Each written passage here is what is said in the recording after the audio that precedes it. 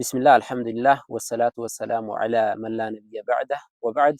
ሰላሙ ዐለይኩም ወረሕመቱላሂ ወበረካቱህ። ወዐለይኩም ሰላም ወረሕመቱላሂ ወበረካቱህ። ውድና የተከበራችሁ የአልፋሩቅ ኢስላሚክ ሴንተር ተከታታዮች፣ እንደሚታወቀው ረመዳን ማለት በጣም የተለየ ወር ነው። አላህ ዘንድ የተከበረ ወር ነው።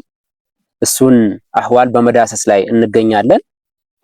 አላህ ሱብሓነሁ ወተዓላ በተከበረው ቁርአኑ ረመዳንን የደነገገበትን ምክንያት ሲናገር ያ አዩሀ ለዚነ አመኑ ኩቲበ ዐለይኩም ሲያሙ ከማ ኩቲበ ዐለ ለዚነ ሚን ቀብሊኩም ለዐለኩም ተተቁን ይላል። እናንተ በአላህ ያመናችሁ ሰዎች ሆይ ከናንተ በፊት በነበሩ ሰዎች ጾም ግዴታ እንደሆነው በእናንተም ላይ ጾም ግዴታ ሆነ።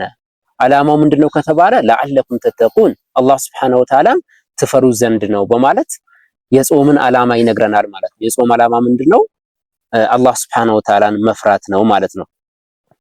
የረመዳን ወር አላህ ዘንድ የተከበረ ወር ከመሆኑ አንፃር አንደኛ አላህ ሱብሓነሁ ወተዓላ ቁርአን ያወረደበት ወር ነው። ሸህሩ ረመዳን አለዚ ኡንዚለ ፊሂል ቁርአን፣ የረመዳን ወር ማለት ቁርአን የወረደበት ወር ነው በማለት አላህ ይነግረናል ማለት ነው።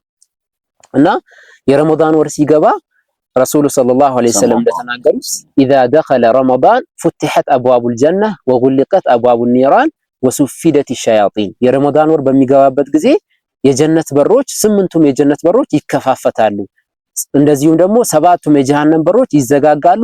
ወሱፊደት ሸያጢን፣ እንደዚሁም ሀያላን የሆኑ ሰይጣናት ይጠፈራሉ፣ ይታሰራሉ አሉ ማለት ነው ረሱል ሰለላሁ ዐለይሂ ወሰለም። እና በዘንድሮም የረመዳን ወር ይህን ነገር በተጨባጭ ያየንበት አጋጣሚ ነበረ ማለት ነው። መግቢያ ላይ እንደተናገርነው ጾም የተደነገገበት ዓላማ አላህን መፍራት ነው። አላህ ያዘዘውን መታዘዝ፣ የከለከለውን መከልከል ነው።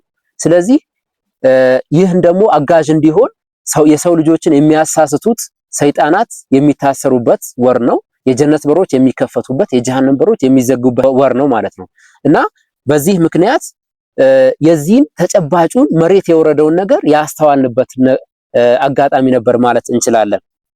በመሆኑም ሙስሊሞች ይሰሩት ከነበረው ወንጀል ወደ አላህ ሱብሓነሁ ወተዓላ የተመለሱበት አጋጣሚ ነበረ።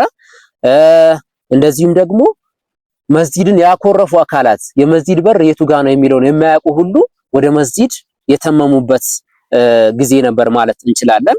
መስጂዶች በአማንያን ያሸበረቁበት ነበረ። እንደሚታወቀው መስጂዱን የምናሳምረው በሁለት ነገር ነው። አንደኛ በግንባታ ነው ዋናውና፣ ሁለተኛው ደግሞ በምንድነው? በዒባዳ ነው ማለት ነው መስጂዱን የምናሳምረው።